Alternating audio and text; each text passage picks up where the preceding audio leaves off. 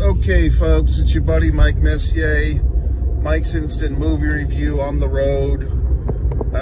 We'll be fine. Don't worry. I'm fine. So, Longlegs movie, what did I think? Should you go see it? Should you go not? If you're a horror enthusiast, aficionado, yeah, go see it. I really don't think you have to see it, though, to be honest with you. Maybe I've just seen too many movies lately, but this one, it felt like it was trying too hard to be deep and edgy and scary and somewhat retro. The beginning of the movie, we have like a fucking whatever the fuck,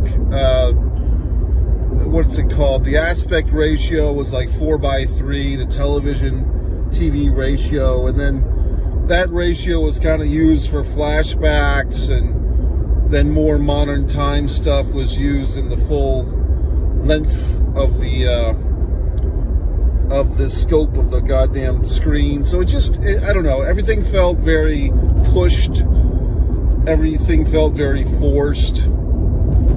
The opening credits has a quote from T-Rex, 1970s. And then we'd hear that song at the end credits. And I don't know, just what else? Opening credits had some interesting names. Blair Underwood, who I believe that he was on a show, Sunny Spoon, 30 or 40 or whatever the fuck years ago. So Blair Underwood's got to be 65 years old at this point. I will give him credit. He looks great. He looks like a guy 30 years younger than what he probably is. And then another name, blast from the past, Alicia Witt. I believe the name, Alice Witt or Alicia Witt.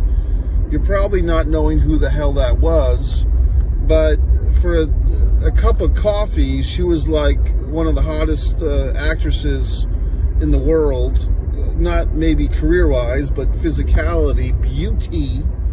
I believe she had a supporting role on The Sopranos, as assholes would say. I used to say The Sopranos, but enough assholes told me it was The Sopranos that now I say it the correct way, okay, for all the fucking singers out there. But yeah, Alicia Witt or Alice Witt was really a hot little number.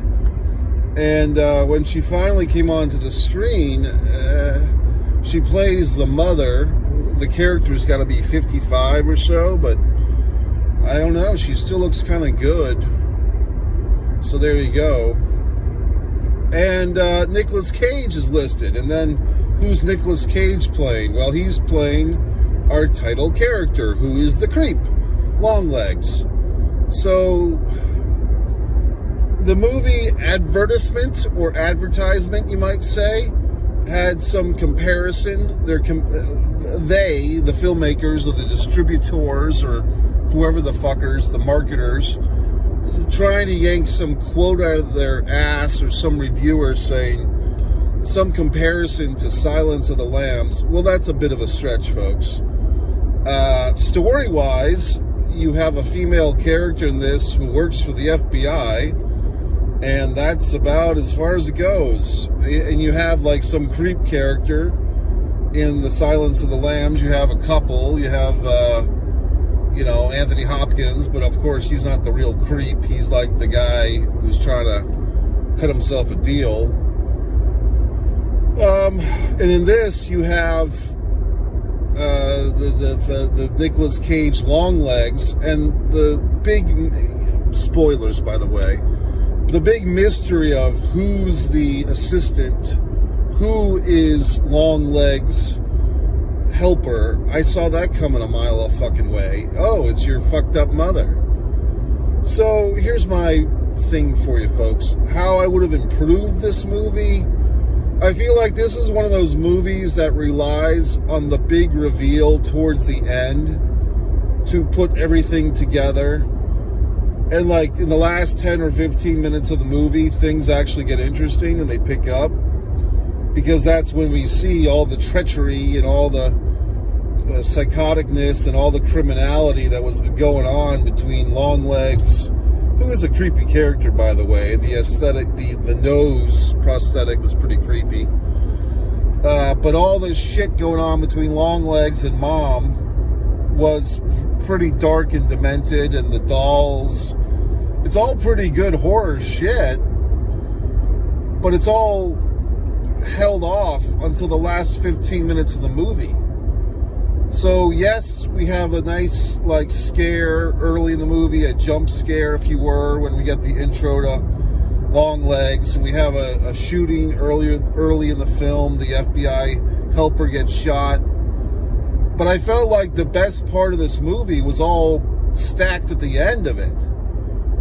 And if they had edited this movie in a different way, and I don't have a copy of the fucking screenplay, and I don't know if how they filmed this thing or wrote this thing would even allow for it, but a re-edit of basically taking all that interesting stuff at the end and unveiling it like an onion, throughout the film, I think that would have served me better as an audience member to enjoy this thing, or at least be more riveted. I wasn't riveted. Now, once again, I always say this, sometimes what you bring into the auditorium, what you bring as an audience member into the movie-going experience is going to help dictate your enjoyment or lack therein of the film. Now, for this movie, I was all excited to go see it.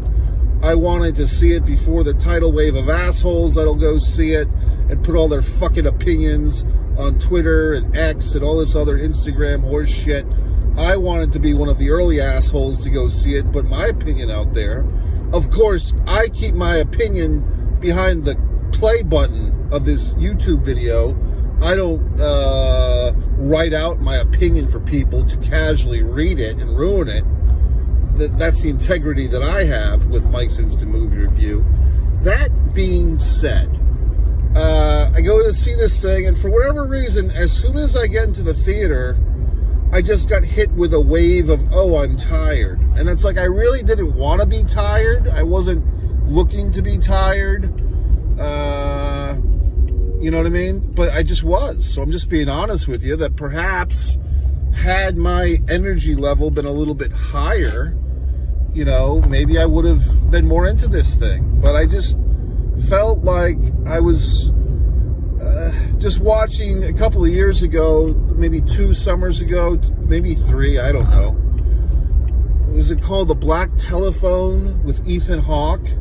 And this is like the new thing where these once upon a time A-list actors, Nicolas Cage or Ethan Hawke, they hit a certain point in their lives or their careers where maybe they're no longer resonating as the leading man with the audience, or the audience is so, they don't know who Ethan Hawke is, they barely know who Nicolas Cage is. So these guys, they just want work, and so they do these horror films, but they never really showed much love to horror earlier in their careers, right? But they want that nice paycheck. I don't know, just a thought. But I think that Black Telephone movie, that's what this Longlegs movie wants to be. It wants to be like that.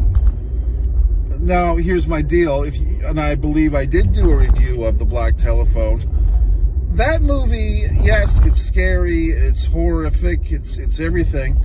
But because it's children being assaulted and murdered and ghosts of children, I didn't enjoy it. It's okay, yeah, that's a horror film, all right, but I didn't enjoy myself. I do enjoy horror quite a bit, but I guess everyone has their little comfort zones, and mine is pretty, out there. I can deal with a lot of horror shit, but certain things just cross the line for me where it's okay, this is too much, I'm not enjoying this. And I think Saw is what I can pinpoint.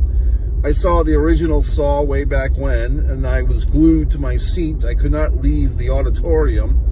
But as soon as the movie was over, I'm okay, I think this is going to lead to a whole generation of serial killers. And I never saw any of the Saw sequels, okay?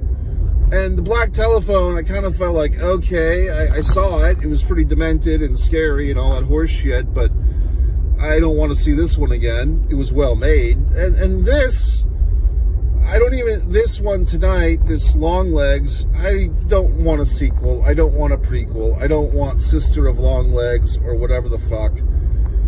I will say that, yes, perhaps it was me, partially to blame for my own lack of enjoyment, just not energy-wise, wasn't up, probably seen too many movies lately. I don't know. It just didn't do it for me. It just felt very forced. Just like, oh, here's another creepy character. Here's another mystery. Here's another FBI agent who has ESP.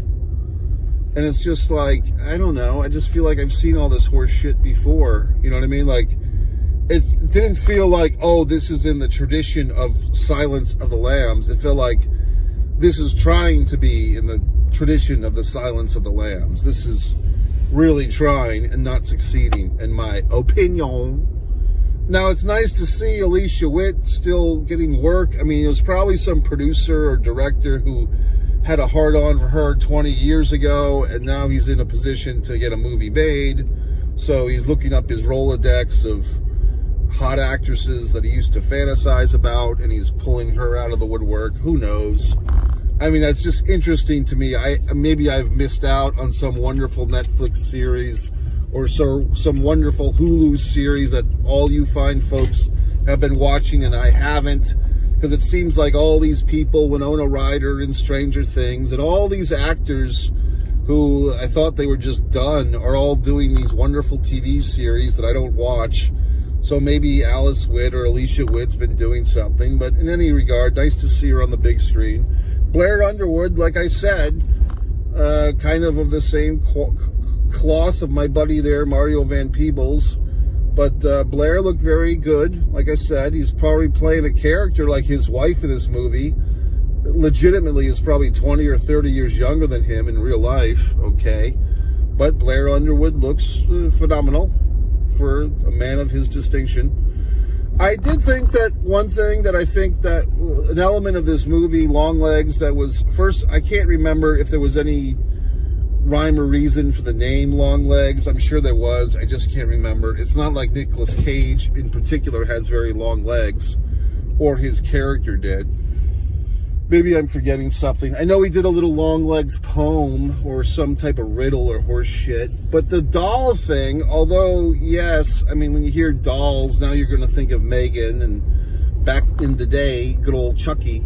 But I did like that element of this creep is creating these horrific dolls and like putting them in the houses and using the church lady gimmick as his intro into their homes.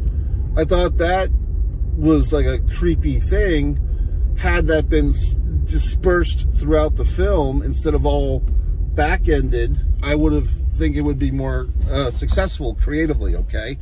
But nope, they didn't do it the way that I would do it. What else? I don't know. I mean, like I said, I feel like this movie was just trying very hard. It's like, oh, okay. I mean, it felt like it didn't have that wonderful A24 fucking logo on it, so I guess it wasn't an A24 movie, but it felt like it was trying to be. And I don't know. It didn't resonate with me. I mean, maybe with 10 out of 11 assholes it will, but I'm the 11th asshole tonight. It just didn't do it for me. Like I say, partially, perhaps, I've just seen too many movies lately, so I just wasn't up for it. Thought I was. Getting besieged with this shit. I don't know. It felt like a movie that I should have liked, and I didn't. And I would stand on the theorem or the theory that they should have taken some of that storyline stuff at the end and put it throughout the film, okay? Might have helped the scenario. Oh, God.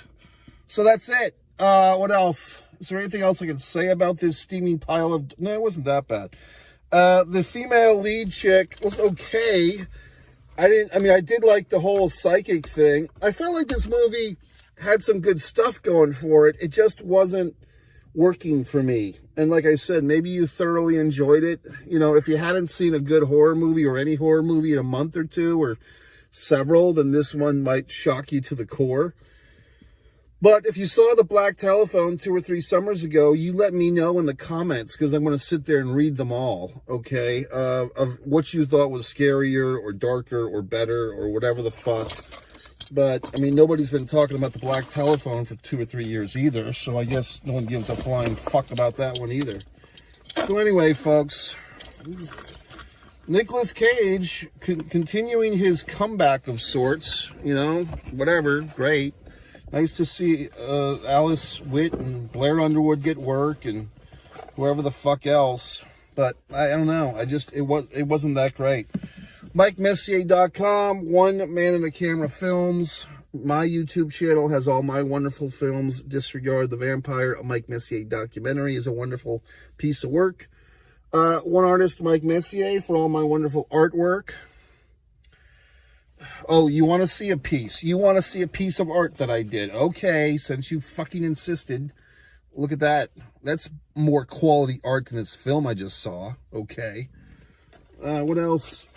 One pro wrestling and sports fan. One Mike Messier. That's